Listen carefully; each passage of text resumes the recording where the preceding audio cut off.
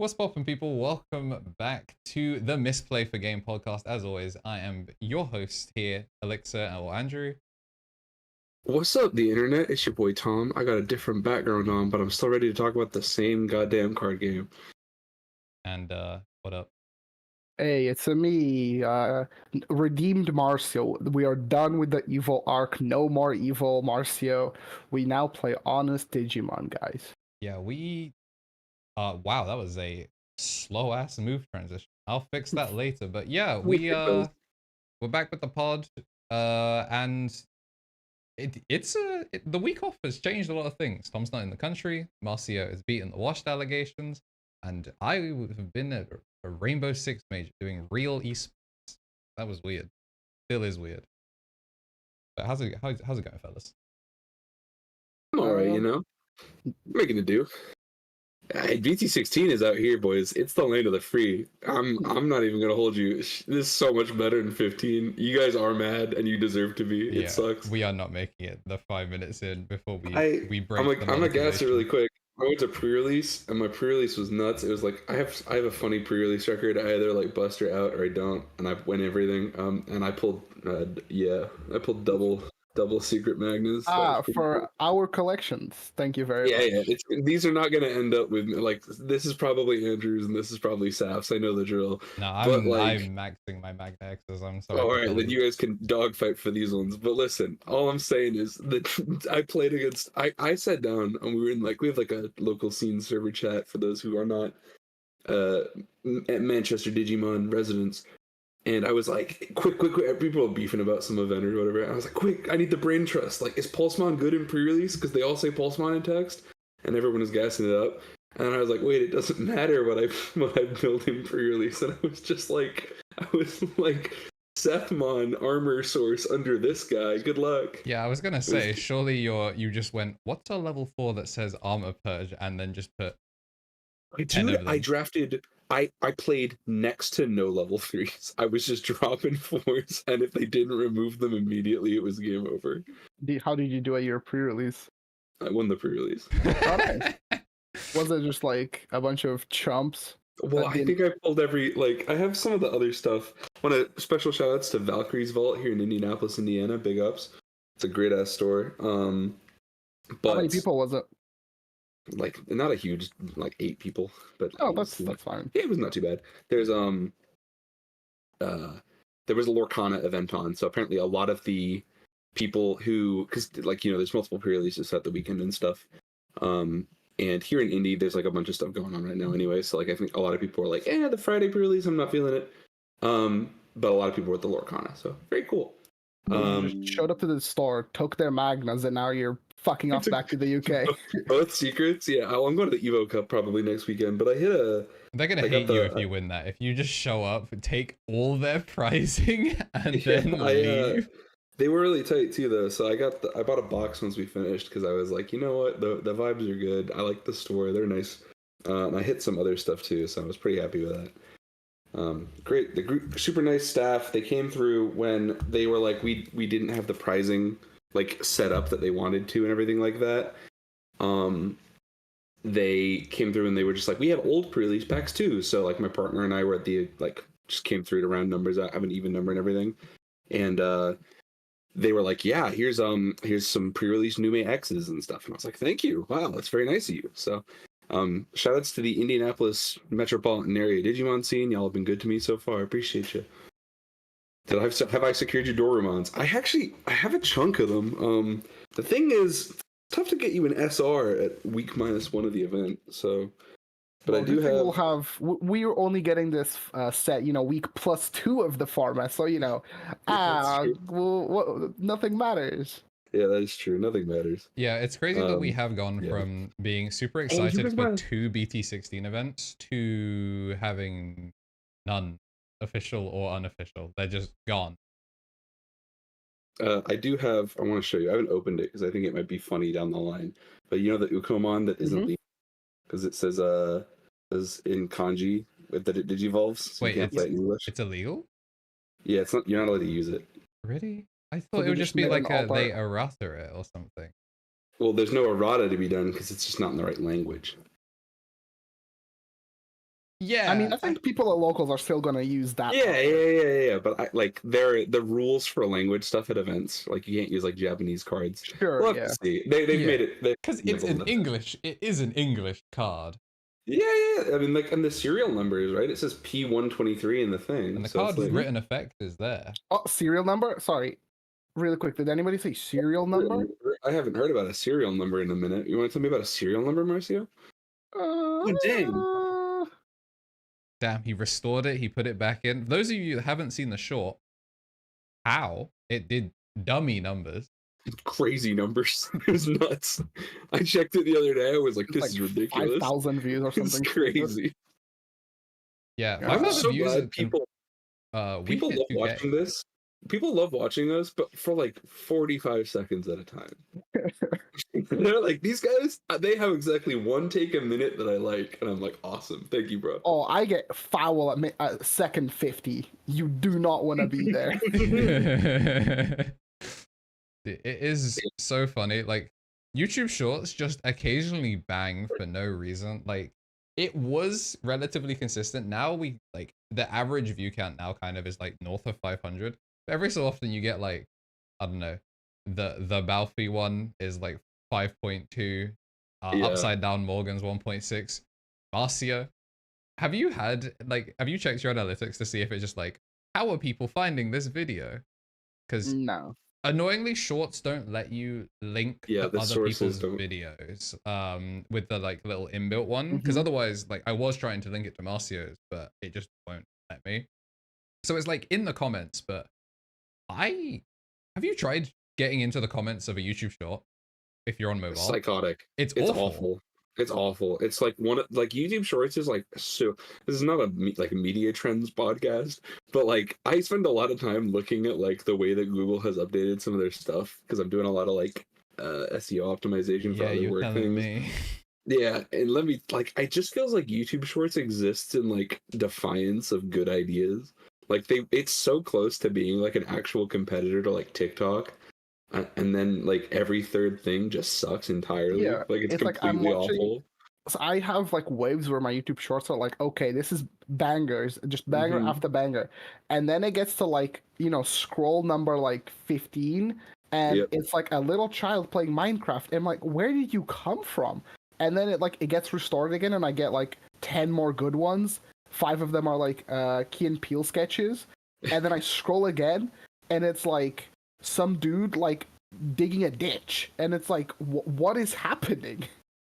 I do always feel bad, because it's like, I remember like I'd be like scrolling through, I was, when like Prim started putting up the banger shorts, and I was just like marathoning those, and like every third thing is like a kid, and it's like, it's like a little kid, and it's like a makeup tutorial. I'm like, you aren't old enough to be on here, this is dangerous. It's not good. What happened to Bluey? Just go watch Bluey. Sesame Street has an app. Get out of here. Anyway, that's BT16. Marcio pulled an Omnimon, and in case, obviously, because the US still had the patch over that. So if you want to know what number he pulled, check out the related videos that editing Andrew's going to get a kick out of having to attach you. I earned this guy. This was like, my run wasn't particularly hard. If we want to go over it, I don't think I had a particularly like difficult like day. Sure. But I'm sure, It is not the Zenimon Zoom in. We on spoilers for anyone that's hoping to do a game show. When there's 3 people, very rarely do we do a game show. We'll ignore the fact that Zenimon Zoom in has been a 3-person game show. I just got home. It's not. We've all been a little busy. Nah. Plus, we have the 3v3 tomorrow in freaking Birmingham, so. I'm so jealous. I'm so sad. I mean, you guys do well. It's BT15. Yeah, you are playing. You are 3v3s. So good. Yeah, but it's a 3v3 for a doggy format. Yeah, we said this I was watching. This is how losery I am, guys. Is I watched the video of me and Jambo and Andrew casting to show somebody, and there's a thing I said at the end there about like, regardless of how you place or whatever, like part of the fun of a regionals is going with your testing group and having fun. And then there's like, I'm gonna get up in the morning and there's all of y'all. And I'm like, I'm table 1 next to Johnny, and I'm like, I'm so sad. I'm just like rotting. But yeah, so for this top 8, it was me, Saf, and Johnny and Jamie. Yeah, in the top 10, it was not quite a fanboy That's pretty sweep, much but like we did. that's pretty much like everyone that matters. That's pretty much it, right? For our Hey, for our shout out to group. Luke Campbell. He's a nice guy. He's Yeah. like, we know we largely are like Manchester scene, but like he is Northern Digimon. That's kind of hype. Yeah, Liverpool counts. Close enough. It's cool to see somebody who could get here on the train, like win the whole thing. That was kind of hype. But yeah, that's pretty much like for our top 16, right? Have Yeah. you played Luke in tournament, Tom? I have sat next to Luke at the BT14 Blitz, I think, but I have not played against. He's a nice guy. Yeah, he was super fun to play against because I played him in the BT13 regional. He watched me lose a War Greymon mirror in the BT14 Blitz event. Oh, he sacked me near final check on Anubis loop with Gift of Darkness. He was like, that was literally my only out. I had nothing. And it's like, yeah, your deck is better than mine. He was who I beat when I was playing Bloom at Liverpool, and he was on Duffamon. I don't know how I did it, but he was like, I beat him there, and like I've known him since like EX3 when we went to DC1. Did you trade sleeves again this event? This event, yes. Of course. Bro, he had the Kirby sleeves. They went dummy. Yeah, they were really cool. Nice. I like that he always has sleeves that are just ever so slightly maybe relatable to the deck he's playing, but only if you've got your thinking cap on. Oh, because Levy. Did Discord just die? Oh, surely. It's not gonna be one of those days. Not like this. Not like Hello? this. Can y'all hear me? Yeah. okay, there we go. First session back. This is gonna. Yeah, this is gonna happen. This I live out pretty far from where we're normally recording. That wasn't you. Discord died. That was a wide one. This was another. Okay. This is another SAP episode. Oh dear. That's a good thing we don't have a guest on this time. That way, when we get the clips, it'll just be our schmuck face. Yeah, imagine we brought Saf back to talk about that 9th place bubble, and it's doing this shit again. It's like this event was super weird because Johnny got second on like the funniest sort of like altercation. The technicality of all time. John, okay, it is a bummer, and you would always rather your top 8 play out like in like correct, optimal, competitive environments. But like you can't save them all. Some stuff happens. We're not gonna get into it on the show because like who wants to roast somebody live on the internet, right? But what I will say is but like there's no world where anybody gets these things that happens to them except Johnny Lowe. Johnny Lowe is like the actual scripted protagonist of UK Digimon. Yeah, for context, like if people he topped today, by the way. He topped as well. Really? Yeah, he got 12. What was he playing? Yeah, he got 12. Plant. Yeah, but was he still on his quantum controller? Yeah, he's literally running the same 50. Like when we were doing BT16 testing, he's like, "Do you want to do a deck prof?" I'm like, "Do you not proxy your deck?" He's like, "What is there to change?" Yeah, fair enough. He just had the 50 on him. He's figured it out, like genuinely, like. He's probably. I mean, when you don't have a game plan, sometimes 2 easy memes go sideways, and the game plan fixes itself. Yeah, it's really annoying. So there was Johnny, Luke, and then, funnily enough, the Nova Bolt, like that's like a Hunters player that he only like plays Hunters. Like he's at every event, and bro just plays Hunters. He's like a super strong player. Funnily enough, the red hybrid list that got top 8, the one above Saf, I think that list is literally a 50 of a different red hybrid list that topped a weekend or 2 before. It played like 1 Boko, 4 Uko. Whereas Saf's list was more like sort of like his own approach to the deck for the format. Yeah, this the 1 Trident guy are in this list as well. Yeah, 1 Trident, 2/2/2 options, and then like 1 Boko, 4 Uko. This before. It's just like that list. Whereas like Saf went for a different approach with the Fire Drake Strike and as well. Gatsumon as well. Yeah, and the Gatsu. Which on paper is for things like Levia or for things like Nume to stop them from floating. But yeah, it worked out for Saf. But yeah, his bubble was almost definitely due to like, for like, I guess context, it was last round opponent after deck checks. This is their first event, so one of those like things that people will say, like you'll get a bunch of advice before an event, like, oh, make sure that you've got, like we say, like make sure that you have sleeves that have a direction on them, so there's no accidental getting your sleeves backwards. Make sure you've only got exactly your 50 cards in the deck box, bring water, yada yada yada. That second one of make sure you have exactly the 50 cards in your deck box and nothing else, yeah, it came up and it caused a game loss, which also affected Saf's resistances, which is, you can see like on the opponent's win percentage, it is like 0.1%.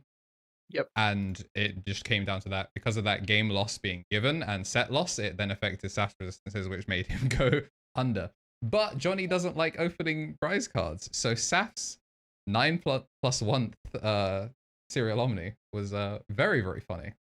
It's also, if you look at Saf's, really quick, if you look at Saf's tournament like run, he played against a bunch of people that landed 4-2. Like, arguably, he had like an incredibly tough run where like, you know, his worst opponent was a drop, but everyone else was 4-2. So all of his opponents could have potentially gotten top 8 or top 16 even. Yeah, like I'm pretty sure. Pretty much, we had a bunch of people that were on the X1 record at the end of the lunch break for 4-1. And I mean, our man Minikill, one space under him, was one of them. And it was just, it really just came down to the little things. Like, that was just an opponent's resistance. Yeah, I mean, oh my god, his opponent, his round 1 drop without winning a game. I haven't checked the Limitless page for this regional in about a week now, but I just the like absolute elation I feel of Terry's 3-2-1 Sakuyamon run. Like, we can talk about that maybe a little bit down the line, but like, oh my god. Yeah, this also format Gallantmon just outside, like, got top 64. I should have played it, is all I can say. Where? I just like, I mean, to be fair, I played nothing but Mirage all day, so it wouldn't have mattered. Emily was, I think, either slightly above or slightly below. Yeah, I mean, because Emily and Terry played in the final, well, their final round. What's crazy is the only wins that Terry didn't get were against people that he knew. Yeah, it's Fanboy Co. Like, that is so crazy in terms of just straight variance. They're just like you know what Manchester Digimon. You know what these cards do, and are not getting just go, huh? We recorded the profile on Friday, so it should be going live on PGSC at some point. Terry did sort of like a 15-minute like Sakura deck profile, and I think they want to bring back the channel so we can get more content. Yes, I'm a big fan of diversifying. As much as it's, you know, most of the stuff ends up where it is, I'm a big fan of the channels that exist besides me. We should become a conglomerate. PGSC, I mean, like, yeah, I mean, a lot of Digimon people from Yu-Gi-Oh too, but these guys, yeah, they've been doing their time. Technically, I'm a PGSC team member. For what's worth. Yes. Aren't you on the channel? I don't think he's made it. I think it's just Brad. I'm not on the channel, but I have access to the channel. Right. So I'm a Digimon representative. They signed me for Digimon. That's hype. What do you get? Do you get travel and stuff? Brad's car. if there isn't people that he likes more. Yeah. Speaking of, you guys going to Games Expo? Yes. Yeah, that is still the plan. Hopefully, you know, it will be from behind a microphone, because apparently we do be doing that a lot. Me and Tom getting to cast the Salford Regional, Marcio holding it down on the No Heroes Regional earlier today, yeah. But before we go there, if you want to quickly do the my actual run, I can walk you through sort of what happened and get it out of the way. It was, again, I'm not saying that it was like a fraudulent run, but either I over-prepared and my matchups just felt like, oh, I was just doing what I was supposed to do. But it was one of those where, so if you look at my opponents, a lot of them were the 3-3 range. So round 1 Machine, that was pretty easy. I don't think his build was the most correct, and he just I could just aggro him and essentially checkmate him very, very quickly. I think Machine Dramon itself came down once, and I kind of just ignored it. I played against Harry, and I think that was basically the two paths of between me and him, whoever won would have topped the event. Yeah, we were each other's worst matchup. It's so true as well, because I was looking at it, I was like, man, I really hope we get Harry on stream. And then as soon as it was round 2, I was like, it's over for one of you. And the fact that Prim then went and got top 8, got finals, and then I think 4th on resistances or something. Yeah, something like that. The fact that he went and did that is absolute proof that Gabu Bond absolutely could have smoked this format, and it just was we're in Manchester, and no matter what, round 2 locals at home will find you, whether you like it or not. Yeah, we hadn't driven far enough from Fanboy yet. Yeah. It happens every single time I play against Harry, where if I play against Harry at a tournament, I then go on to either win or qualify extremely well. I remember the Sword Championships, it was me, Harry finals, and then here it was me, him, like early on, and then I went on to get top 8. It's always, if I get Harry and I beat him somehow, then, cool, my run is blessed. Then I played against War Greymon, but this was like a black base, extremely slow. The player was like sort of newish. Like the build was just sort of playing like the black pieces, and it got to I won game 1 very convincingly, and then game 2, my hand was sort of stuck. I had like a Fire Rocket, a Heavens, a Tamer that wasn't really doing anything, and my opponent, I checked the Greymon that then plays out a Agu from Hand or Trash, and because they had so many Tamers established, I basically just made the gamble to protect my board. I slammed the Death X, and the idea was that like now the Death X is the highest DP body for them to raid into, so it protects my armors. But for some reason, my opponent just did not account for the fact that I had like 3 Digimon on board plus 1 in the back. Sorry, no, only 3 on board. They didn't have anything in the back, and I think they had 2 security, so they just kept evoing in the back. And they just failed basic arithmetic. Well, yeah, maybe this is security bomb, right? Yeah, I guess. Yeah, but it has to be like what in the X program. It has to be X program. Yeah. So again, I think this was also the only player that got the round 1 bye, so they probably played into a favorable matchup. Again, not to take away from this player, they were super nice. It was really funny because after game 1, they gave me a fist bump, and I'm like, we don't have to fist bump now, we can fist bump at the end, but if you want to fist bump after every game, I'm down. That's so deep. I love that. We just kept fist bumping. I'm doing that next time. But yeah, I forget which nice. Fighting game scene is notorious for doing that as well. I want to say it's like South Florida. They're just like fist bumps after every single game. Yeah. Yeah, and then I played on stream. That one was just sort of weird. I think a lot of things went wrong for me. I tried, but my opponent, well, 1, won the tournament, and 2, they kind of just, they saw a lot of their most important cards that, like, you know, the Raremon, that put in a ton of work. Yeah. Like, I wasn't able to keep VMons on the board because he kept clearing them with the ESS. I talked about that with Luke when we did the interview with him, and like he was talking about like Raremon, it sucks that it's expensive and like it is a purple staple, but like it's better than a lot of the other purple staples because it's like a variety card. Like it does more than just like the stupid pitch 1 draw 1 cheesiness. It's like there's a reason like the purple Devas existed so you can pop floodgates. Like it's just nuts. It is genuinely impressive that Raremon is like a Raremon and isn't linked to like a 01 or 02 kid, because you imagine like you put that on like an Impmon, like that's already got like the mill, when something's milled, pop a level 3, so you're always clearing floodgates and shit like that. So I would not have been surprised if that just ended up on like a series protagonist rookie or level 4 that was just like, yeah, this card's obscene. Like the Gurumons, like I wouldn't be shocked if that was turning into Gurumon X antibody the next turn if they'd, you know, maybe realized they made several mistakes with that line. Yeah. And then after the lunch break, I played against somebody from sort of like the same like Greater Manchester area. Yeah, that is Fanboy and Friends. He's a good dude. Good dude. Yeah, it was kind of like I spent a lot of the weekend preparing into Nume because in my head I was like, all of my matchups at worst are 50-50s. I just need to know like how to skew them in my favor a little bit.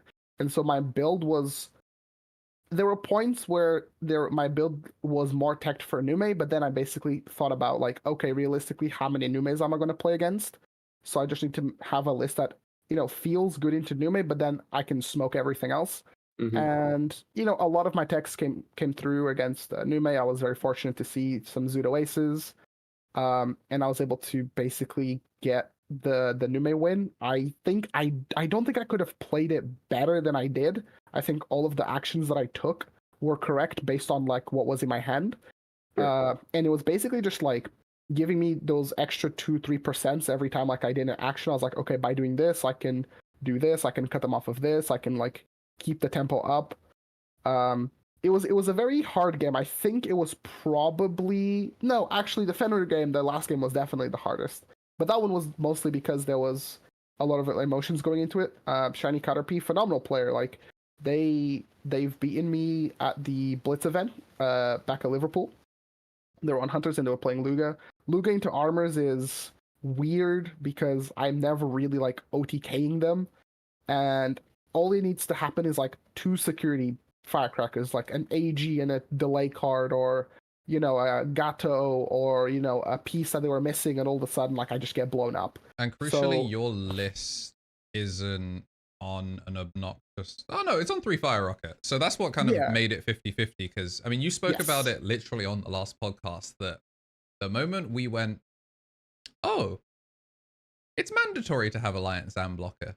Check my security and perish. And it's like, yeah, 3 Fire Rocket is like, I think you were messing around with 2 for a while, but it's just like, no, like it solves the matchup, because as much as we lose from hitting Wisdom Training or AG in security, they lose way harder from checking a Fire Rocket on any of those checks. It kills the Tyranno that they spat out accidentally, and they've, tried to go for a full OTK.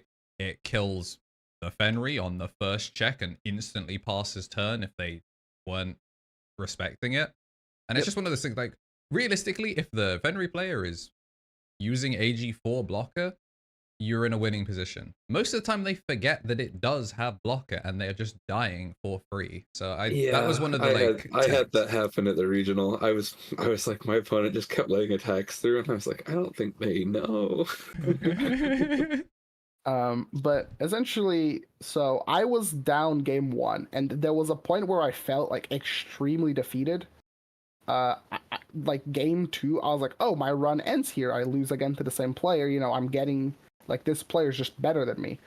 But I think there was a turn where they were missing something, and I was able to, like, make a comeback. Thanks to, I don't even think my security was particularly good. It was just, like, they just were missing a piece, and I was able to capitalize on it. And the main thing about the Fenry matchup is that as long as you're covering all of your Vmons with armors, they don't get the unsuspend on the Fenrir. So you force them to have, like, they need to have additional ways to go for game. So the one Gato doesn't usually do it. And the reason why I lost game 1 was because they had a Tyrannomon out and I wasn't able to clear it. And so that Tyrannomon was the extra push that they needed. But I made sure that, like, games 2 and 3, like, I was full clearing things when I could. Game 3, it really came down to, I think their hand was a little bit stuck and they needed to move pieces around. They had a Luga, then they played, like, another Luga, and they played a Fasco as well. And the Fasco, like, really threw me off because it was stopping me from chipping early on. I had jamming Vmon, and usually against Fenrir, you're happy to just swing jamming Vmon because there's nothing in their security that will threaten your rookie swinging. But the Fasco being a blocker, is it a 2K blocker or is it a 1K blocker? I think it's a 2K. Yeah, it was a 2K, so it would have traded. But I don't think they realized, like, how much it mattered for me to push damage, so they evoed Black Gato over it. Ooh. And they raised another Luga to load an AG, but then took it out. So they basically had, like, a Gato and 2 Lugas, and I was able to clear the Luga and the Gato, and I put the one of the Lugas back in their hand to set them back a little bit. And yeah, for when they basically, the reason why I was able to win both games, like the real reason why I was able to win, was because Death X manifested itself in my hand. I had Starter Deck Magna plus Death X. I took out the Soul from Fenrir, and then I just Death X for pretty much free, full cleared, and reset them back. Like, they couldn't clap back, and I always had, again, that's basically how I won game 1 and game 2 and game 3. Yeah. Marcio was, like, a fantastic student of armor because he was one of the last people to join. Like, Tom's been chilling in the armor place for a while, but Marcio, it was like 15 was kind of like the, okay, so what are y'all doing? And he was just, like, always super receptive to, like, feedback. Like, I mean, Gold V, he was probably one of the only armors in the building on Gold V. I had a look. You are the only person who converted with this card, and so it helps your Fenry matchup because it means none of your 4s can die. Same with what's it called, Levia, like, because some people are on BT 13 because obviously it's Magnamon, but it doesn't have Purge. It can die, and the Gold V is way more flexible. Yeah, that was basically like the thought process is that the Gold V was also sort of like another percent to make my Numemon matchup a little bit more favorable. The Also, list like is like for like another source for Heaven's Judgment, right? That was the yes, thing I heard a lot of people talk about. it was a cheap Evo, dual color for Heavens. It kind of just ticked a lot of the same boxes. The idea of the list was basically I was talking to someone who believed that Magna X was like a slow card. I remember when Starter Deck Magna came out, I took Armor to locals and I won when we launched the Twitter page, like the Manchester Digimon page. I think I was like the first one to win with Armor, and that build was basically like sort of in the middle. It wasn't really committing to anything. I was playing the Proto, the Awakening, the Magna X's, the Gold V. I was basically just trying to get a vibe of like the deck, like, okay, can this deck compete in this environment? And then I had weeks where I felt really bad about the deck, and I would play Terriermon for like 2-3 weeks in a row, and then Terriermon would piss me off, and I would go back to playing Armor, and I kind of bounced between Terrier, Armor. I dabbled with a few other decks, but eventually I think it was the weekend where Usman came around.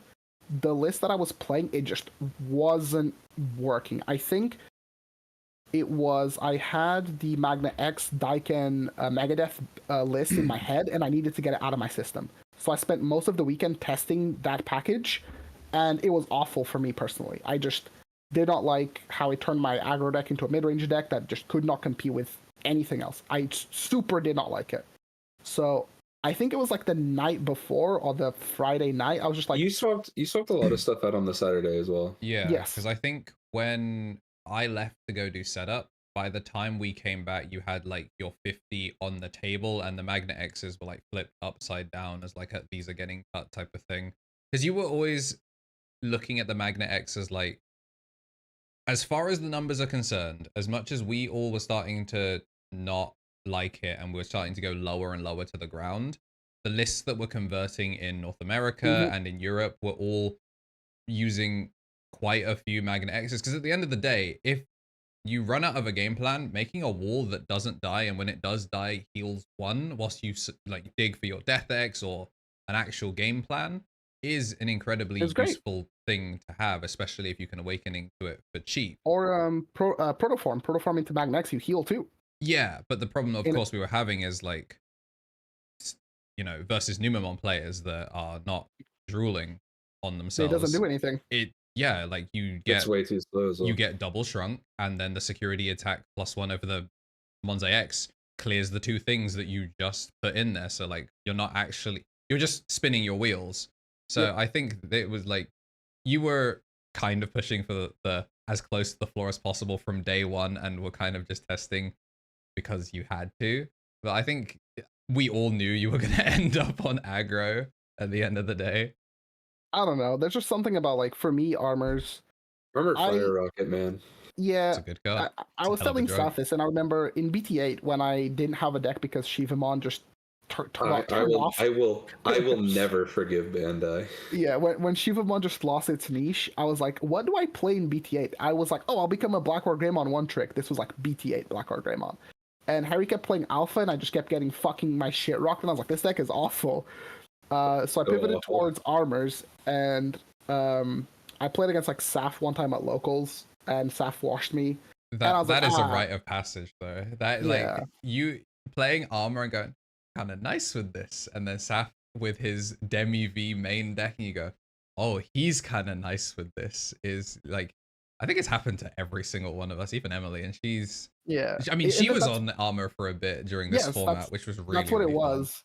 It was around the time that EX2 dropped. I basically was like, oh, I get to play Justimon. And I just, for the remainder of EX2, I just played Justy. Every week was a different brew. You played like one or like maybe 2 weeks total of that like Terriermon green hybrid.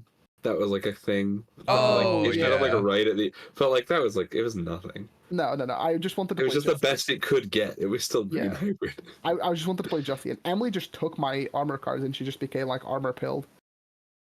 I have been whispering those sweet nothings of like, Emily could just drop 3 fire rockets on the table. Oh, you could do it. And just finally seeing her break and then play Armor for 3 weeks was one of the happiest moments of BT15 for me.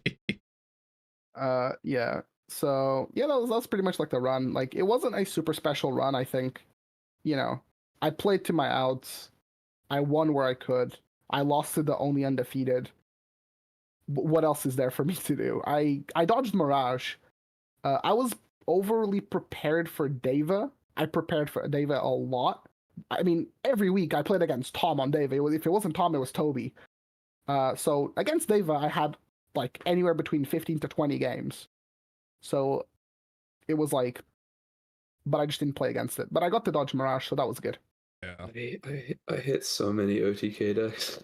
I played one Numemon all day. It was awful. Yeah. Oh well. PT15. Yeah. I had a conversation with somebody about this very briefly after the like regional had ended and everything, because there were some cards that are getting revealed now, and one of the ones I thought was neat was like, the like green has had this kind of had a facelift where a lot of the if you're keeping up with like the reveals going forward, because like now they do some of them in English to tie into Liberator, which we might talk about Liberator later. We'll get to that. Mm-hmm. But for folks who are aware, they do because everything is going to be unified come next year. The Liberator reveals will start coming in English, and the Vespamon stuff, like if you're like aware of like Royal Hive, it's like the B deck. It's awesome. It's so tight, but like the thing it does is that it is there's like a joke about like if you're an old head in the Digimon scene, there's like this meme about green Digimon. It's like you get one of your three things, or you can have two of your three green things. Triangle. Yeah, and the green triangle evolves for 3, has piercing, suspends. And Vespamon is the first, or Tiger Vespamon is the first one that actually has all 3, which is crazy because this game is 5 years old. It's actually like a historic moment. I don't think people that don't play green understand, but this is like huge. This is Bandai acknowledging that come forward, green boss monsters are allowed to have all 3. Yeah, it's crazy. But the thing we were gonna say is that like it also just has a Rosemon burst mode. Like it just does that. And green does this now. And when I got about 15 minutes into messing around with the cards to see like what other like cyborg or insect support I could just like what else they'll be giving this deck, because this is 2 full Evo lines. We'll probably get them at the same time because of the combined sets. I was like, what can you do with the bees? And I was messing around with it, and it just sort of occurred to me that like it's basically like 13 onwards where like green's suspend effects kind of became floodgates.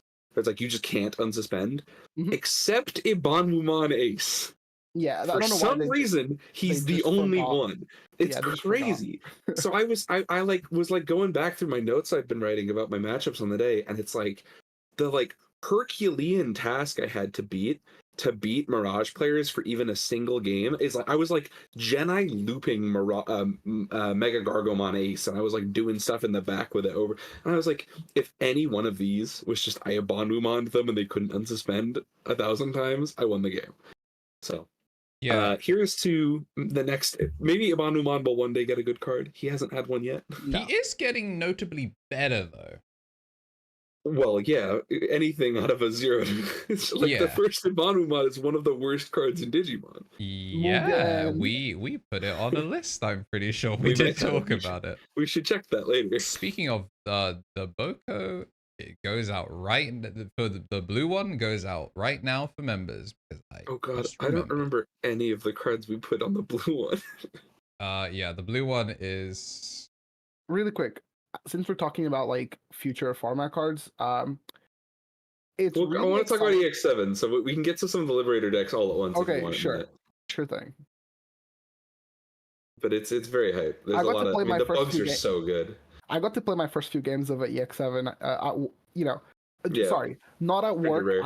At work I am working. I mean at during my free time, me and Terry, we got to test against each other. When at lunch during the lunch break, yes, exactly during the lunch break, and we played Zephyga versus Sendril, and it's like the game shifted. Like those 2 decks play on a new axis, and it's fun. Like every single like turn, we're like exchanging blows. Pause. It's like I clear your stuff, you clear my stuff, I clear your stuff, and we're just like scrambles are insane. I've been yelling about scrambles for weeks. They are the future. I like when the Gallantmon stuff got revealed in VT17, and I started testing lists with scrambles. I was in the thread we've got at the fanboy server, and I was just like, Guys, Digimon is different now. It is. Have you guys seen the we don't gotta talk. I don't have a ton of my resources available for a lot of the podcast stuff we normally do, but have you guys seen the Infinite Shoutmon Rush deck? No. Yes. So the idea is that you scramble for it's a deck that plays Cross Heart Shoutmon and DX. Blitz Tribal Shoutmon. Yeah, like and the idea BT5 is DX. that, yeah, thank you. That's the I forgot what set it is every freaking time. But the idea is that the Shoutmon is From BT10, this, like, the searcher, yeah, the one that searches. It just always the inherit is just like always give the tribal name Rush. And that is super important when the deck has multiple ways to like basically create attacks out of nowhere. So like one of the ones that's popped up recently is a like red hybrid combined with Shoutmon. So there's like a, if you're familiar with the future sets, there's a what's it called? Oh, the Digicross. The Digicross Ancient Greymon. That's like a big one. People have been messing around with him. And the idea is you can use Shoutmons to give like little chip damage. Like you can scramble out Shoutmon and then you stack Shoutmon Star Sword to the top of your deck, and now you have a 1-check Rush Idiot every turn, which is huge. You also have an Omni Shout, because Omni Shout warps on Shoutmon. You can go like warp on Shoutmon and then into Omni Shout, and then you go into DX, load a security attack, and then you just like ping your opponent for 2. Because BT10 Shoutmon just gives Rush to Shoutmon names. I've sent you a like draft list. This is Digimon Monvi. You've probably seen him on Twitter for a little while. The guy posts pretty wild stuff. But this is it is essentially like Omni Shoutmon plus Aces as like a generic toolbox power level, because you do a lot of the fighting at level 5 in this deck. But the intent is that you basically scramble back Shoutmon and Omni Shoutmon over and over again. So you would go like red scramble, start of turn, play out BT10 Shoutmon, right? And then your Shoutmons have Rush. And then you can add to hand if it's got Blitz stuff. Then it's like add to hand like Omni Shoutmon. And just literally every turn you can produce an Omni Shoutmon that can attack, because the Shoutmon inherit will always retrigger and give you Rush. So it's a super neat little interaction. The deck does a lot of like kind of belligerent damage, and you can recur the pieces with King Mode, which is nuts. So like you scramble, stack King Mode, start again, which is crazy. I can send you the ancient one, because I have been made aware of it a couple times. I'll drop it here in the chat too, because it's very funny. This is just like, the idea is fail warp with Takuya. So this one plays more Taikis, like BT10 Taiki, and he's like, suspend him to use a Digicross material from your sources.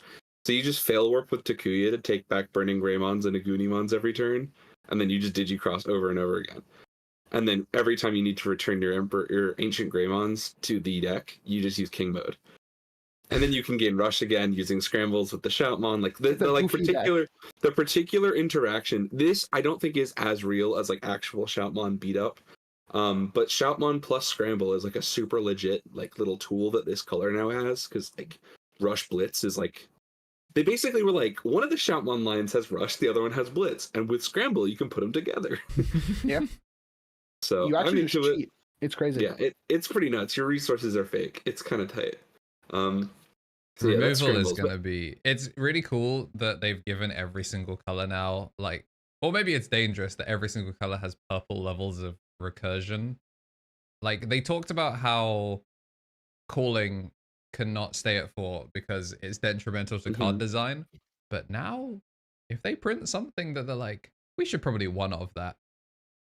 Real shame that you've got a 4-off Scramble that's going to be bringing whatever you were missing back every turn. Scramble is interesting because it's so conditional, though. Like, because it's like you have an empty board, you have to have, and like you have to get the next piece to hand. You have to basically pay for everything. So like the deck that like, there's like a couple arguments to this. Like, there's like green-based Pulsemon that makes a lot of really great use out of Scramble. Green Scramble and Pulsemon's kind of picked up a little bit because you can add back like Achillesmon, or more importantly Kazujimon and stuff like that. But that's a pretty strong Scramble. Like that's like one of the decks people frequently will go to. Gallantmon is another one. They love the red scrambling Gallantmon just does bits. You can return Rush Gilmons. You can. It's pretty much any deck that has either either any deck that has a form of removal or can deal damage in a different way. So, for example, the two obvious ones are Sendril and Zephaga because of Vortex they and go Overclock. crazy. But the other thing is like any control deck that has like removal without having to attack. So, like Tom said, Gallon is a good one. Funnily enough, Sakuyamon is an incredible amazing scramble deck. Amazing. They also Terriermons. We've talked about Alliance on the show. If you haven't seen it, go watch the episode with Trix.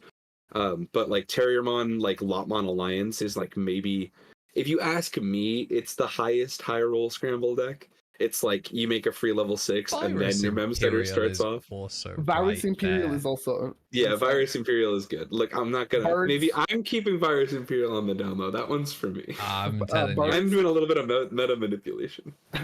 Phoenixmon is crazy with scrambles because of Akiho.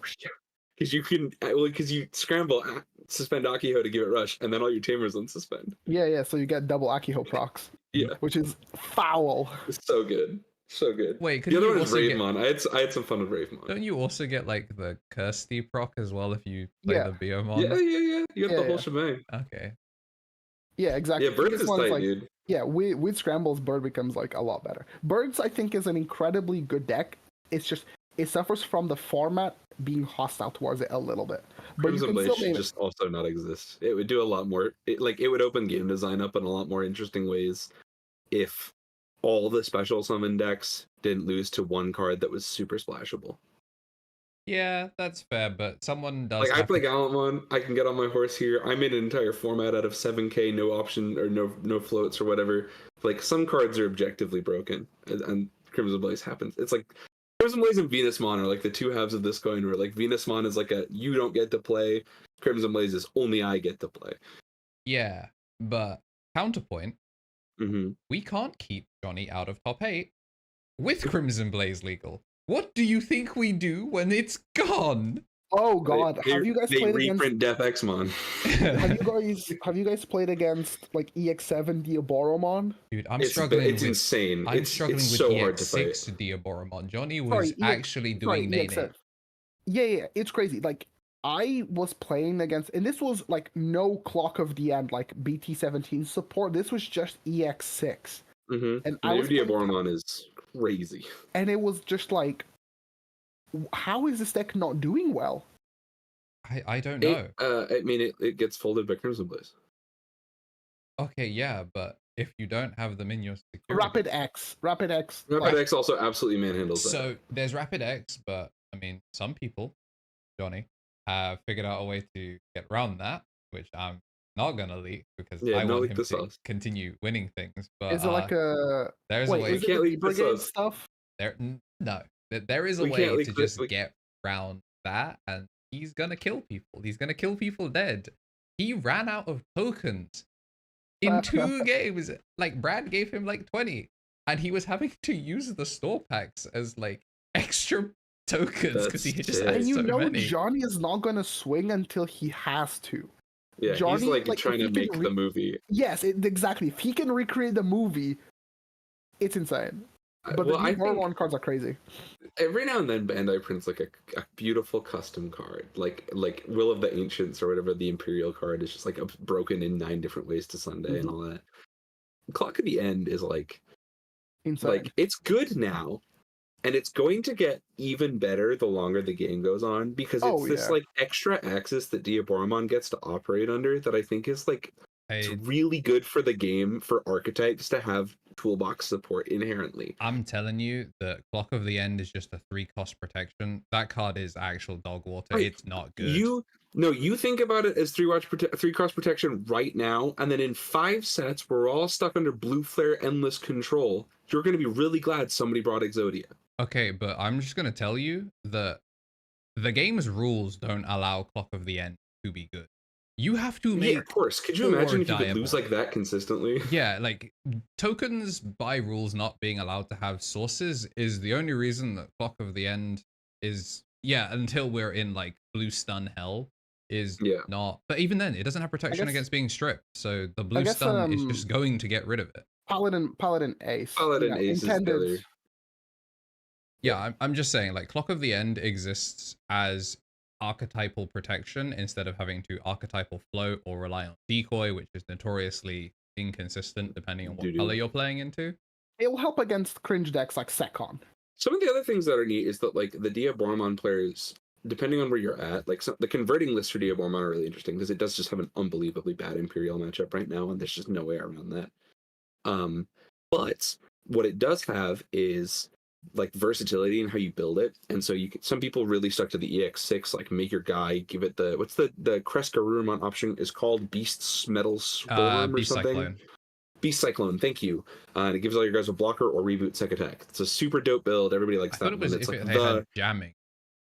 I think it's if they have reboot. No, they got a security check, fellas. Yeah. Oh yeah, and they get a security check, but I couldn't. It's if it has a keyword. I thought it was all of your It's Digimon with keywords, jamming has thing because the idea is the all of your EX... Digimon with blocker or reboot gain sec attack +1. Okay, so he knows black cards. I'm crazy.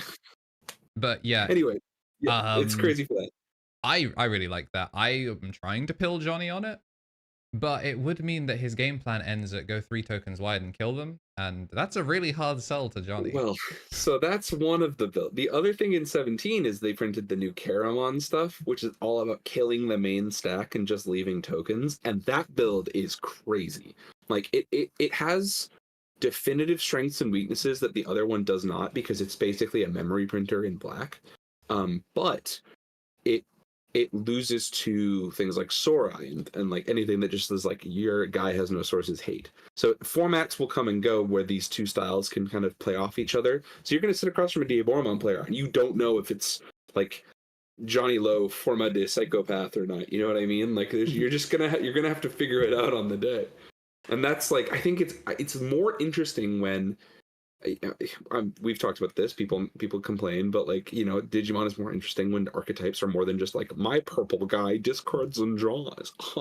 And so for Diaboromon to have variety is like a really interesting and exciting prospect for the future of the game. Yeah, I also just like that they took the Diaboromon cards that were held back by simply being white and reprinted them, because they really did just take EX1 Diaboromon and BT5 Diaboromon and go, you can find these with training now. Have fun. Oh, I guess they also have jamming as an apology.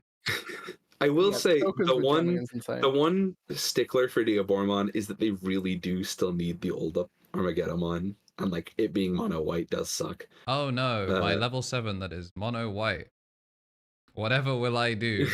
Look, I hear you. I'm just saying. BT5 famously known for white level 7s that win games unreactably. All right, I hear you. Anyway, what else do we have left to cover? I would love to talk EX7. Yeah, if you guys are up for that. Well, actually, do we want to cover the pirate regional? That sucks, and I suck. But no I don't heroes. know what that organization. Yeah. No heroes. Thank you. Yeah. Do we want to talk about that? How we get you here, Marcio? Sure. No heroes went great. I was working with Yaw and Shout out. What was the other name? Oh, the stream runner? Yes. I'm unsure. Whilst you were looking, I just want to say it was really weird to see casting with like human names, because it wasn't until Yor started speaking that I knew that it was Yor, because I don't actually know his first name. But I was like, oh, cool. From the way he was talking, it didn't sound like he was available, which is why. But I appreciate it now. Like, we are pretty networked in, which is such a weird thing to say. We went from being like loudly complaining from the rooftops that we just weren't getting gigs to being given one, and now we as a 3 have done the last 3 European regionals, which is just sounds so weird to say, and we're hoping to make it 4. If OP, please DM me back. I love that it's a real like put your money where your mouth is. Like, we complain so much, like, hey, we could do a better job, and they're like, bet. And from the sounds of it, yeah, we're doing all right. Yeah, I'm pretty happy with it. I would love to get, and we haven't even had a podcast since the regional. It was so cool to like, this probably should have been the thing we talked about. Like, I don't know, just King Kai V28, 248. I'm so bad at the internet. Yeah, but we should have probably talked about this at the start of the show, but it was so cool. Like we talk a lot about like UK Digimon as a scene, and like it's like really grassroots and people get up and go for things, and you know, both of you guys are getting your asses up in the morning tomorrow and going to Birmingham for a non-officially sanctioned tournament. Then like, I have to go to a major straight from it. I'm hoping we place ninth so I can leave.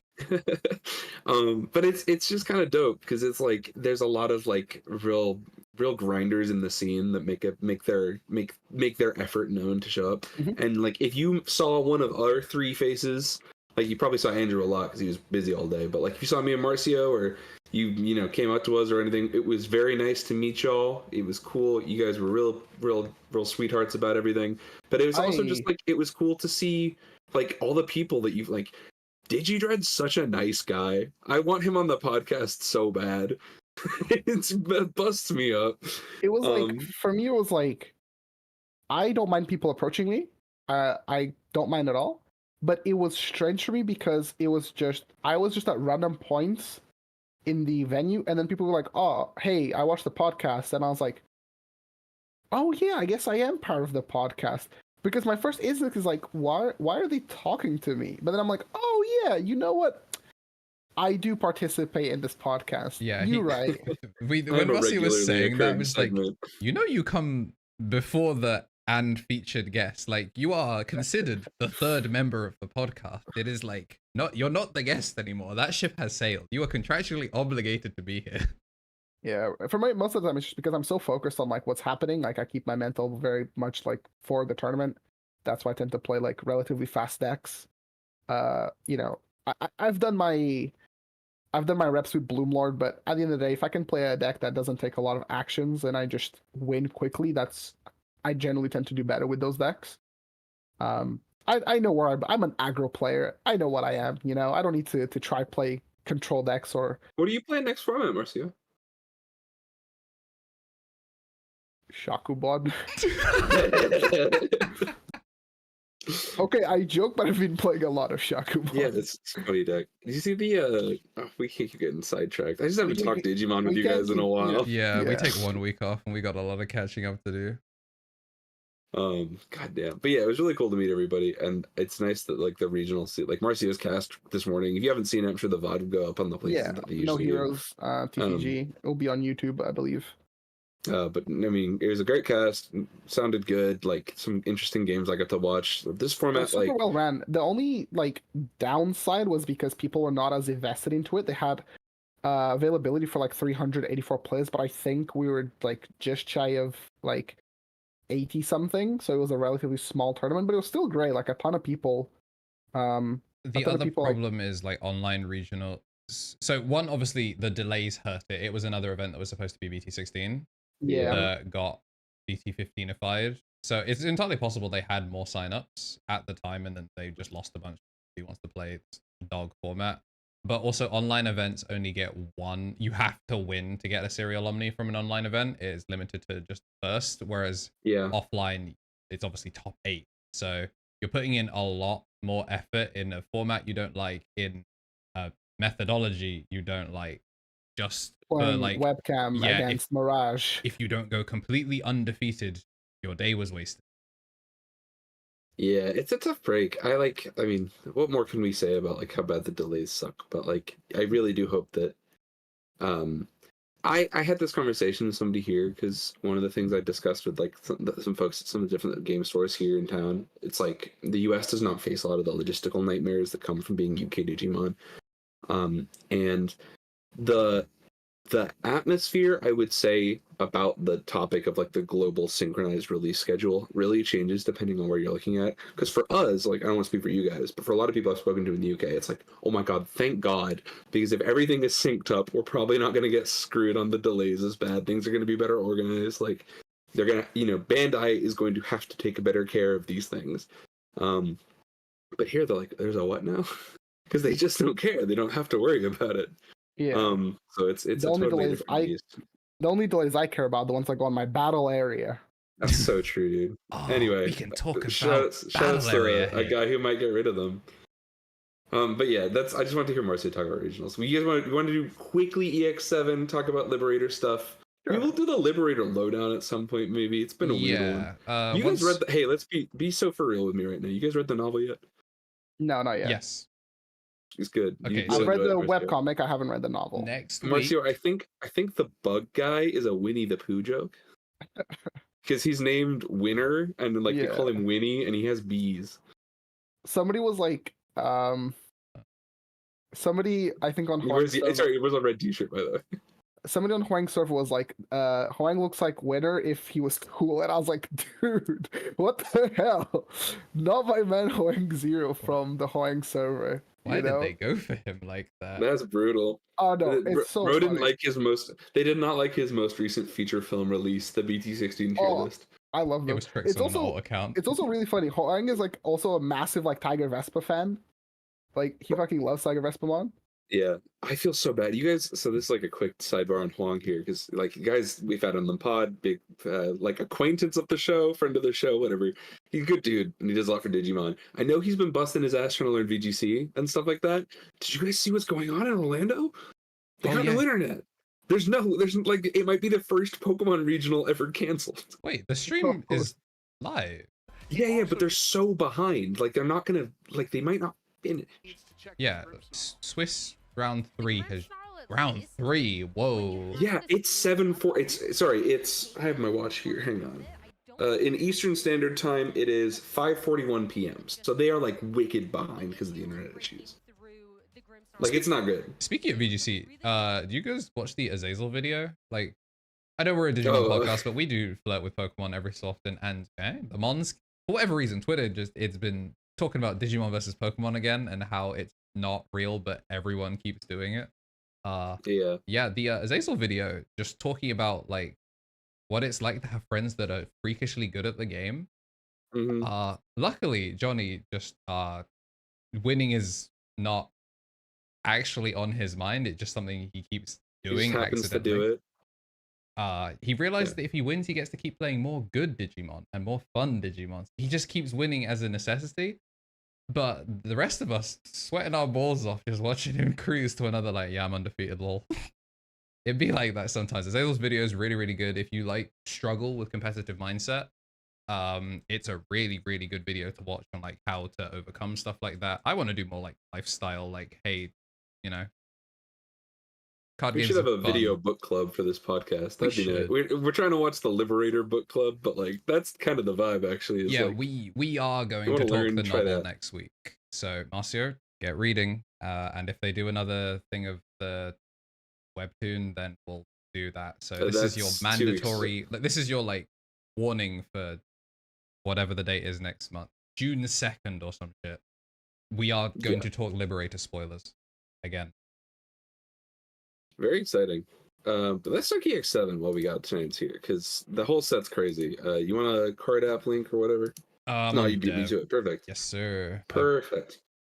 So, EX7 Digimon Liberator is funny for a couple of reasons. So the game changes. The game totally changes. If you haven't read the starter deck cards, go watch the video where we talk about those, because I think we did that a couple of weeks back. But the Liberator decks are separated out by like having the tag Liberator. It's like all caps, like the webcomic. And the idea is like all of these decks have like kind of consistent like tribal access to everything like that. So like the whole like Terramon line, like the egg is a Liberator Digi egg, just like you'd expect like a Royal Knights tag would be, for example. And so the tamers work with stuff like that. The green ones use the new Vortex keyword. The yellow ones use the new Overclock keyword.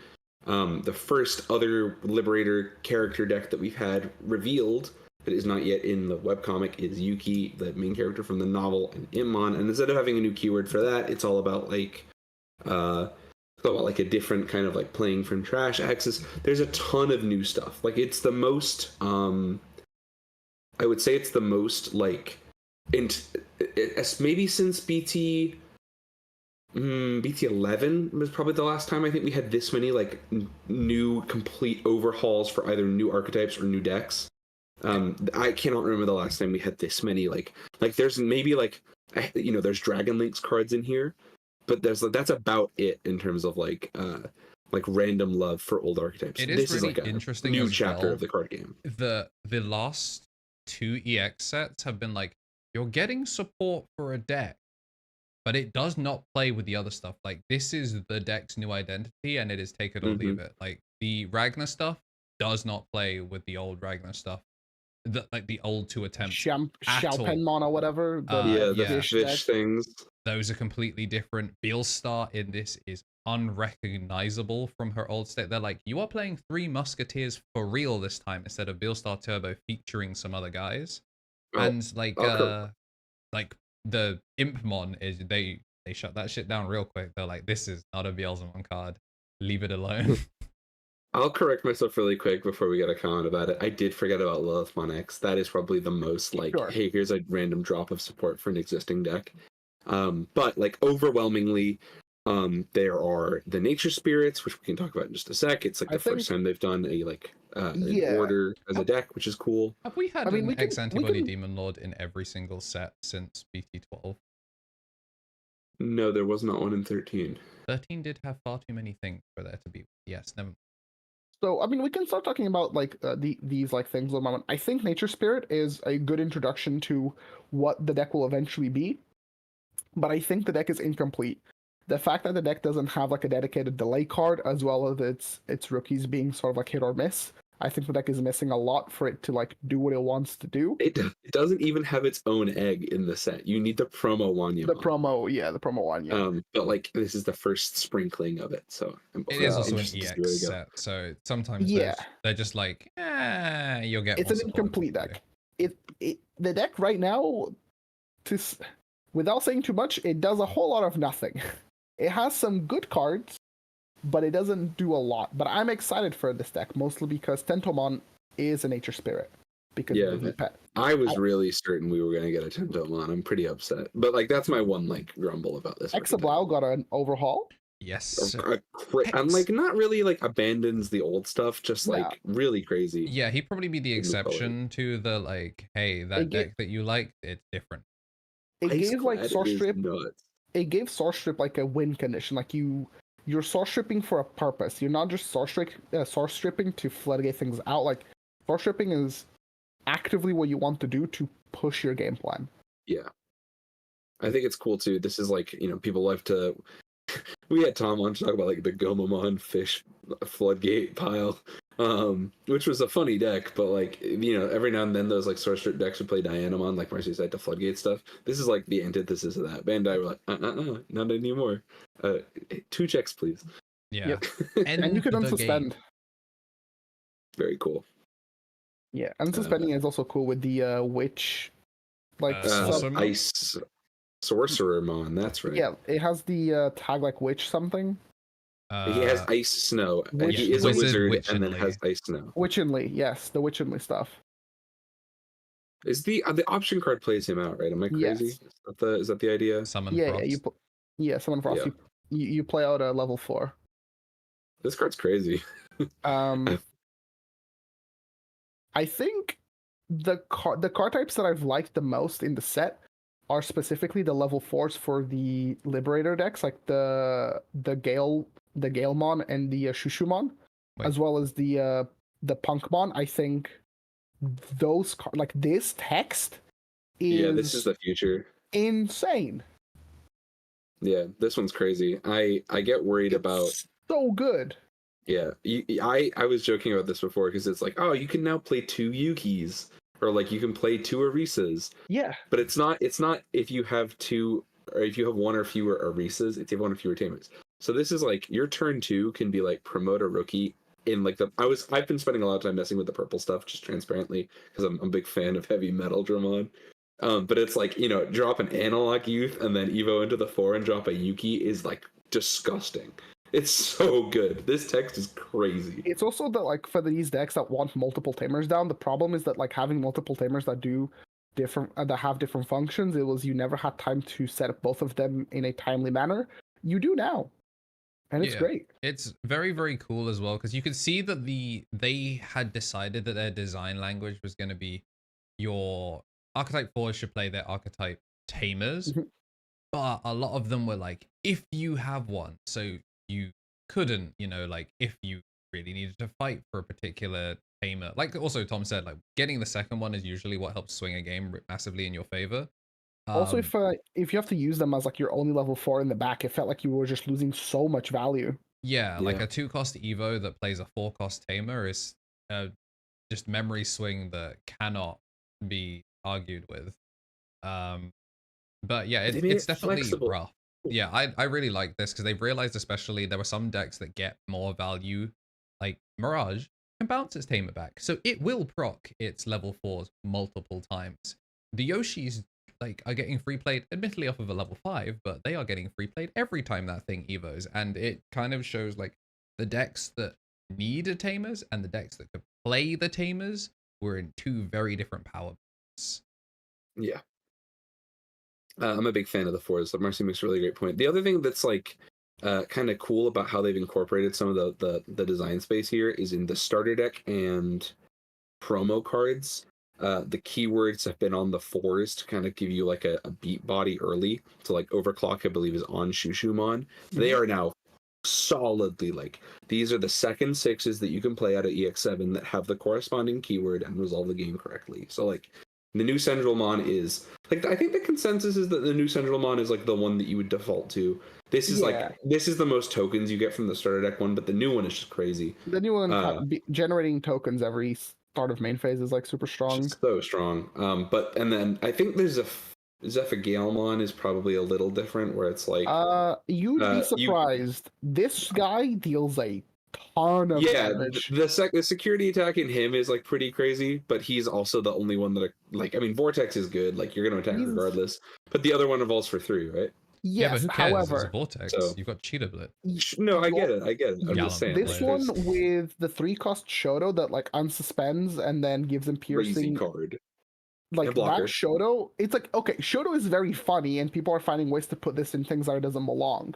But my ass is playing this in Royal Knights. Yeah, but in the deck that this actually like belongs, it's crazy. Like you can do stupid stuff like 6 checks in 1 turn. Yeah. Like if the opponent has something on the board, it's like okay, cool. I just clear you, and also you have ways to gain more memory when you clear things. So you get to end of turn, Vortex, and gain that memory back, and then go again, and it's really, really crazy. I'll just like for the sake of our argument here, because I mean, there is going to come a time where Marcio is going to give his spiel on the green bird pile, but I just think it's so unfair for you specifically, Bud, that Bandai is printing the 2 coolest green decks they have in about 2 years. Like I actually think they are like. Bloom has been the bar to hit for a little while of like what like a dope green boss monster has to do. Bloom is cooked, bro. These new green Tiger Vespamon is sauced out of his mind, and like Zephygalmon is one of the coolest. Like that's like he has the Digimon cinched waist, bro.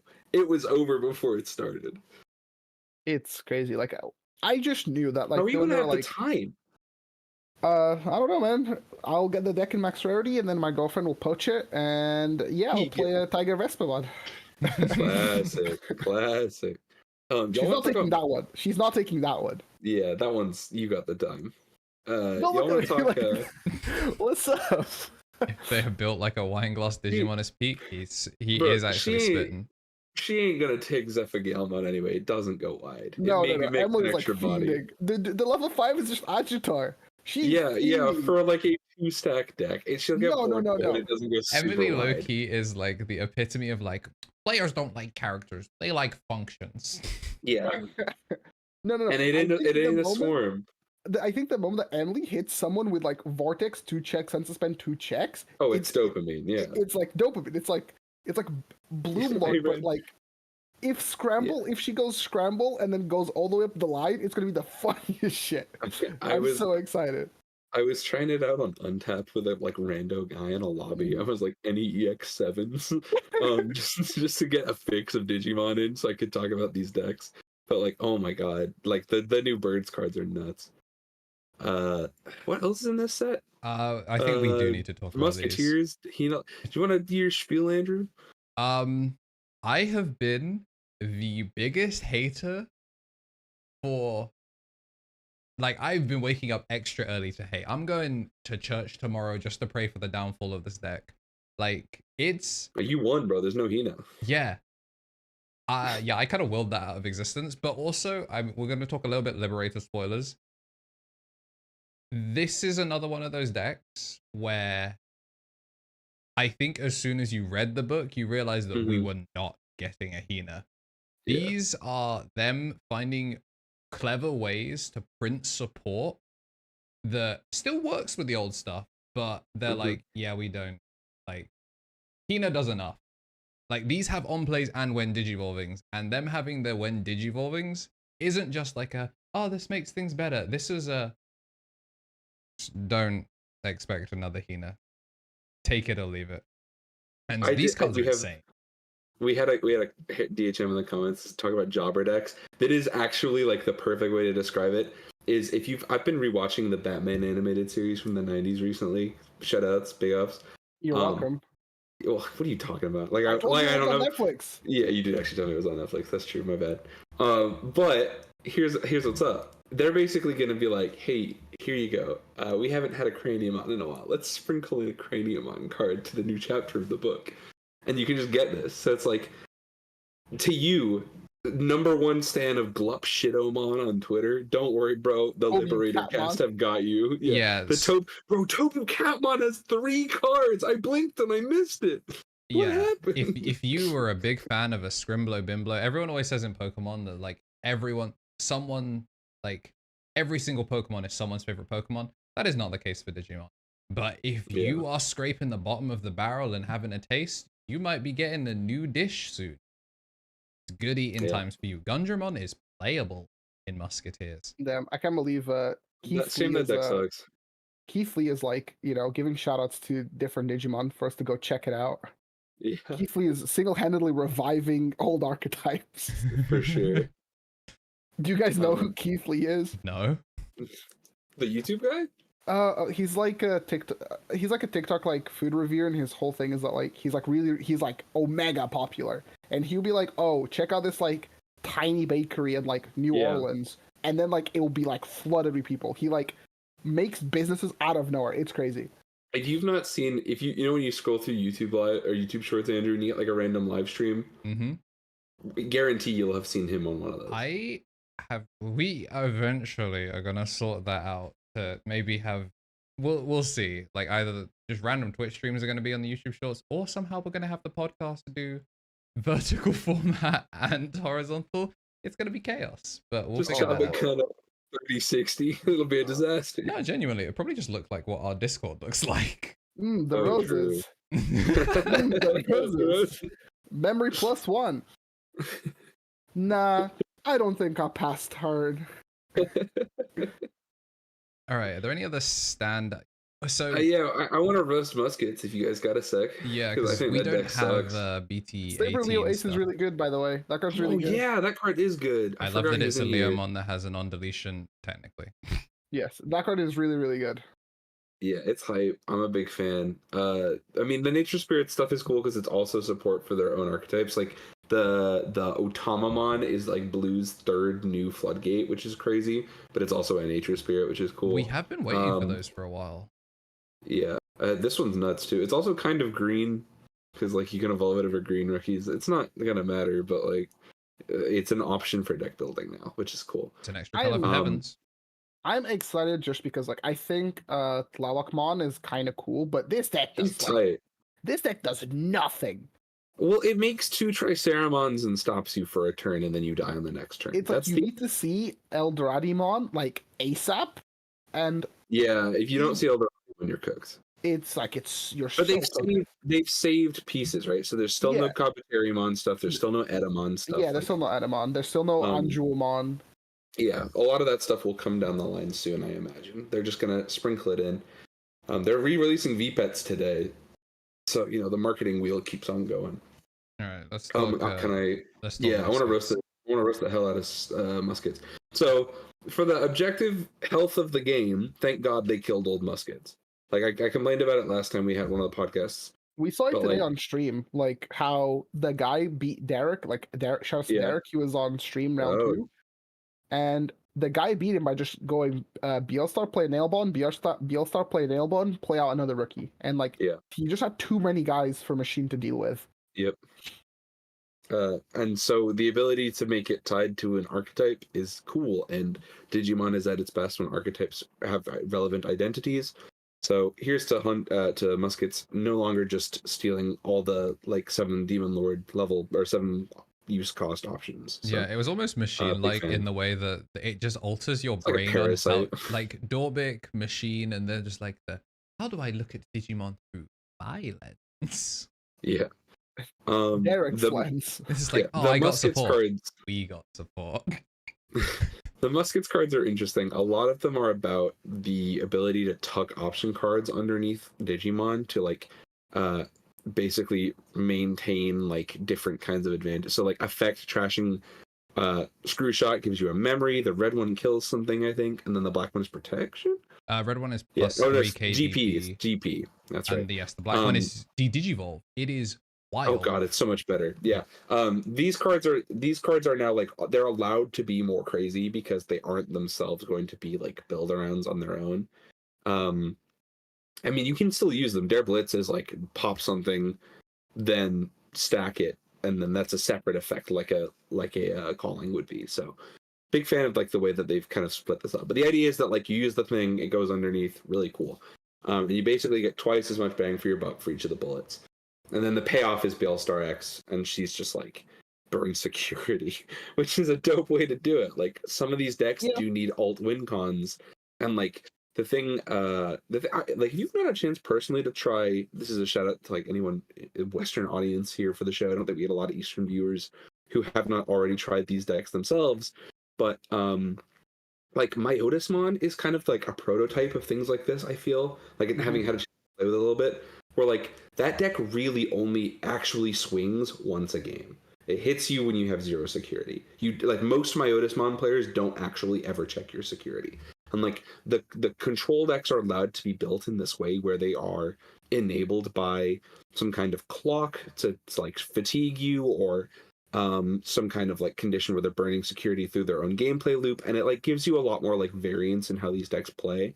So like Star X is now about like trash your musketeer cards and blow everybody up. So like it's a really cool little system they've got going, and I think like until this card got revealed, the deck did absolutely nothing, and now it's just a normal control deck, which is cool. What is really interesting as well is like it's one of those that like in theory Chimeramon could do something stupid with this, but because of how expensive the options are, and right now they don't have a way of cheating them.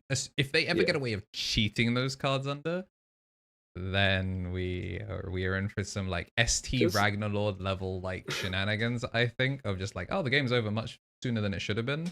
But like right now, I think it still being tied to spell slinging is very important to the not letting this thing do too much. The depth, the 4s in this, it's like, is the 3s are all the Lego Agumons. It's clear and I hate this. This card's not ideal. But the one I thought was really interesting when I was going through these before is the Gundramon. If we can just go through it really fast. He's basically just protect your guys. It's like it's what you would expect a big bungus black level 6 to do at this point.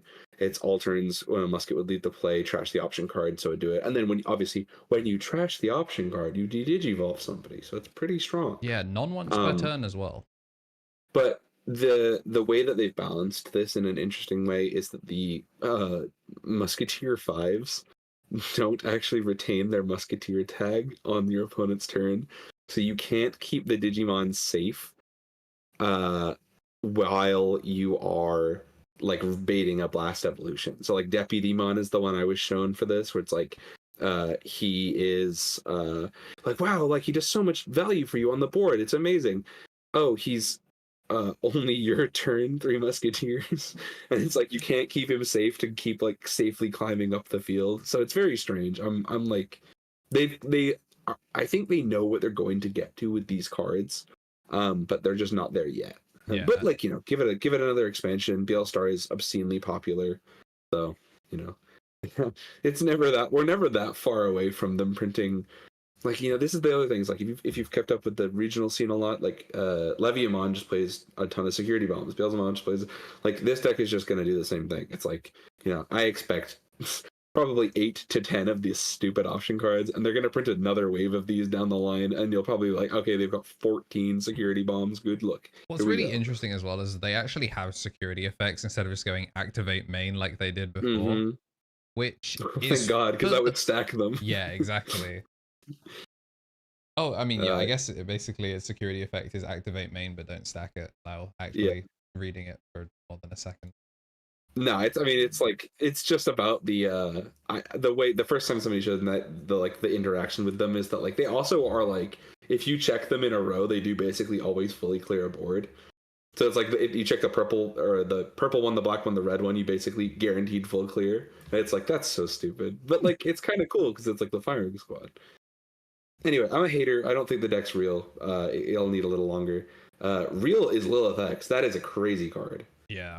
If you all hadn't had a chance to mess around with Lilith X, go check out Bryce. Yeah, if you are not aware of North America and their current standing champion, I'm here on his turf. He had a really great. I don't remember what his YouTube channel is. I wish I was more prepared for this. Bryce. It's like Bryce Miller, aka the Bryce or something. The Bryce. He has a really interesting combo right up. I don't necessarily think dual color yellow Candlemon, Chimeramon stuff is going to take off.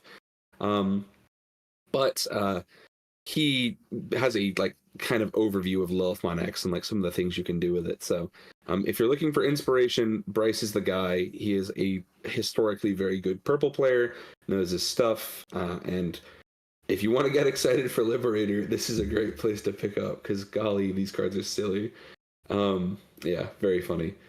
I also think like, we talked a lot about like how it's kind of like a reset. Like this is not a lot of existing supports getting, or existing archetypes getting like, here's your facelift. Here's your like, hey, your Gallantmon, have your 19th card. It's like, no, they're going to give it to somebody else. So, even if Lilithmon is not strictly a new Liberator archetype, it only got its support 2 sets before, and it kind of isn't really developed into its own deck yet. So this will do a lot for it. Yeah, which is cool. Also, by the way, get your alt Market Watch. Get your alt protoforms now because they're gonna get so expensive, y'all. Bro, just get any protoforms. Protoforms are still 20 quid in the UK for some reason. That's disturbed. Hey fellas, if you need protoforms, text me. Get them for the bees. Get them for the bees. All of your. Oh my god, all the bugs. Yeah. Yeah, Marcio, my protoforms are not in my possession anymore. I'm sure that's all I need to know. Oh yeah, we got a new scatter mode. That flashbang reminded me. He's a dragon. It works in the deck. Yeah, it's so cool.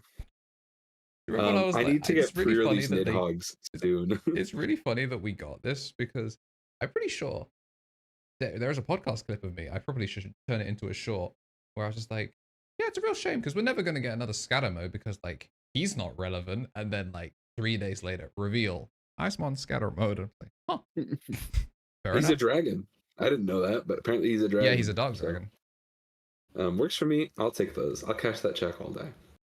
Is there anything else in EX7, or can we talk about the bugs now? Because I want to talk about the bugs. We can briefly talk about bugs. I gotta go like sooner rather than later. Somehow we've managed to just do a normal podcast then instead of. That is true. Wow. So let's wrap it up with bugs. Okay, I have some thoughts about bugs. Or bees, I suppose. If you want to bring up the cards or not, I don't know if they're on card dev. Is it specifically EX7 or is it BT18? The BT18 and 19, but I think it might be better to what's it called? Put them all together. Like the Twitter account has them all. Oh, okay. Wait, is it not on card dev? It's not on dev, but it might be on app. No, if you look them up, it's there. I think it's just we don't have the artwork. Yeah, no, we do have the artwork. How come Blue Numemon hasn't added them to card dev? Weird. Maybe being slow. Maybe if you just type Royal Base, they do show up. What, in dev? Yeah, on dev, if you type Royal Base, they do show up. Okay. So, okay. Essentially, people are getting super hyped about these cards, just like me. I think the playstyle is unique.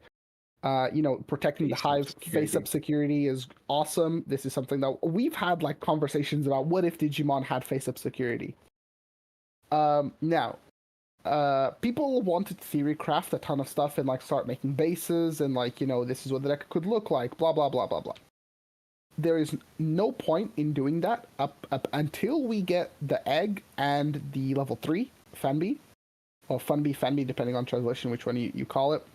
Until we get Fenby and the egg, it's hard to say what the deck is going to do from like the bottom up. On the top end, it's pretty, self-explanatory. You're playing a control deck, you have removal, you have the ability to like swing over bodies, you have ways to push for damage. The deck functions, which is great. The tamer does a lot for the deck. However, depending on the color of the egg, you can go one of two ways. One of the ways is to go green first, which if you look at all of the Digimon, they're green first, not black first. So I think we'll probably get a green egg. Beamon isn't a cyborg as well, right? So he's most likely to be mono green. Yeah, like mono green insectoid. He's like a regular insectoid. Yeah. But still an X antibody carrier. Yeah, so it's possible we might get green black and we just have a zero cost Evo text. Yeah. So the main thing about the green Devastada provides is you have things like Tyrant is a possible level 7 for this deck. You can use Tyrant to play out both of your level 5s. You have access to Izzy to, get your defense going. Since you have a reboot blocker plus Izzy, you can block, unsuspend, block again, and then start using Izzy, so you get like a ton of value. And you get the Kokabuterimon as your searcher. You get some aces. Like the green base functions quite well. You also have the ability to play HPD in green, which I think you play no matter what. If we get a black base, you lean into the X antibody stuff, so you can play things like the Dorumon. Yuji, baby. Yeah, you can play Dorumon. Yeah, more importantly, you get to play Yuji. Now, Tiger Vespa is a crazy card. People are like, oh my god, Queen Bee, blah, blah, blah, blah. No, like, Tiger Vespa is that guy. This card is insane. And it unsuspends. And both of your level 5s are when you kill something, burn ESSs. So if you can stack, if you have one UG, two UGs, you swing, you load the burn, and you're burning anywhere from 2, 3, 4 damage. Yeah. Which is crazy. And then you unsuspend and you go for game. And just like that, you have a very simple game plan. Also, this thing has keyword reboot, keyword piercing. Also, other things that the black base provides, even if you don't play black base, you still get to play things like Final Zubagon Punch. Both of your level 4s and all of your level 4s give you 1k either face up or in source.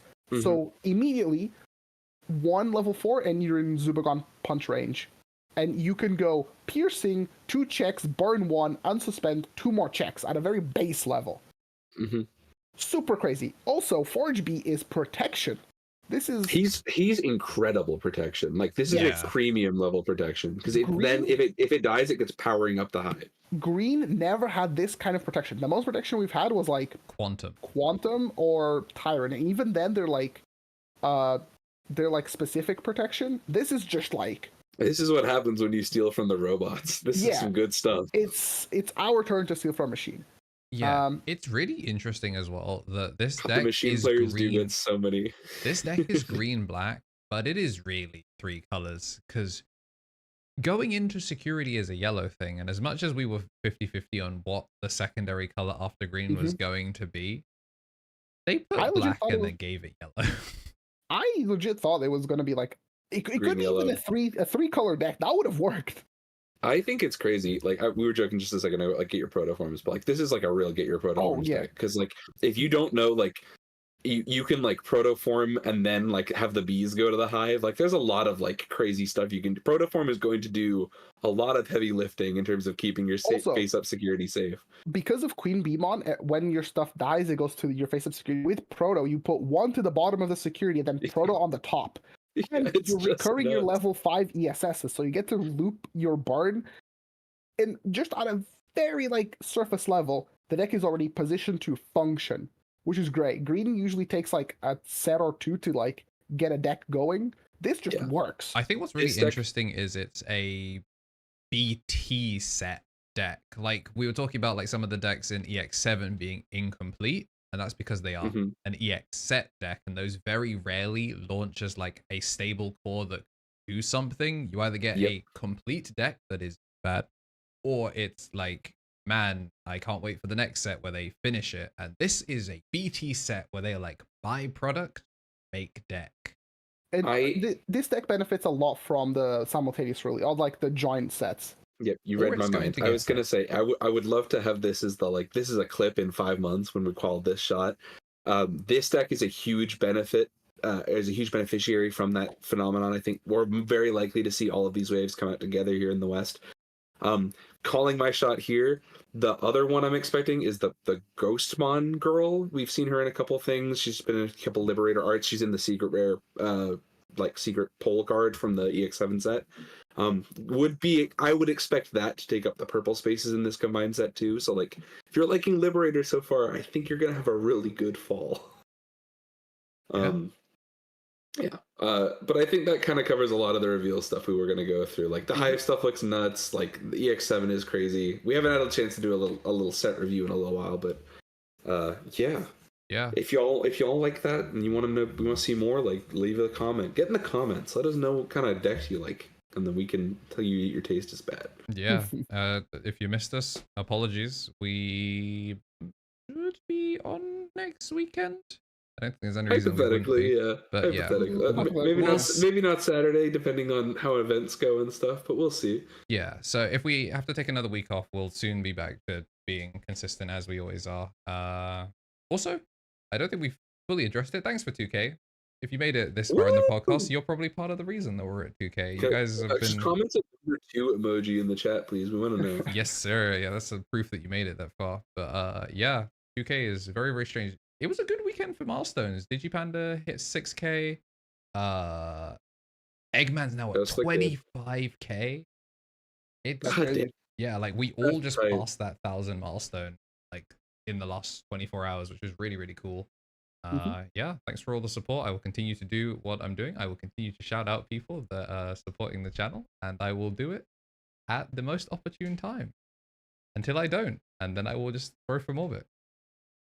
Thanks for the engagement, by the way. I appreciate you. Make sure to follow MCRDTCG on Twitter. That we've got some posts that have been kind of held up in a backlog because like the delay to 16 is annoying. Plus, people have been hiding lists for tournaments, and given the fact that 15 just got randomly extended to the UK, people are apprehensive about sharing some stuff when they might be going to a Win-A-Box tomorrow. So you might see more on there soon. New designs, new things coming. Keep your eyes peeled. Follow the TikTok. It's at Misplay for GamePod. That's out there. You should check that out. Big ups. What else have we got? Follow us on Twitter. We haven't had that out as a little while. Marcio is at KBeeDS. I'm at the TommyNT. I am at the TommyNT. Yeah, I'm the TommyNT. And then Andrew, you already follow him, but he's KnTElixar. Yeah. So find us on Twitter. We post our takes. At some point, I'll probably get these baked into the overlay, but that is version 5 for the overlay. Again, we do the thing where we mention the winner case and give you no information except that it's still happening. We're just, logistics. Soon. We're working on it. It's been a busy year. Yeah. So Digimon is sick this year, especially as soon as we leave this hell-forsaken format of BT15. 16 is fantastic. Hope you've liked the Future Friday EX6 stuff. And yeah, as always, thanks for the support, and we shall see you in the next one. Okay, bye. Baba Booey. Baba, shut the I forget. I need it's so good. I win every time.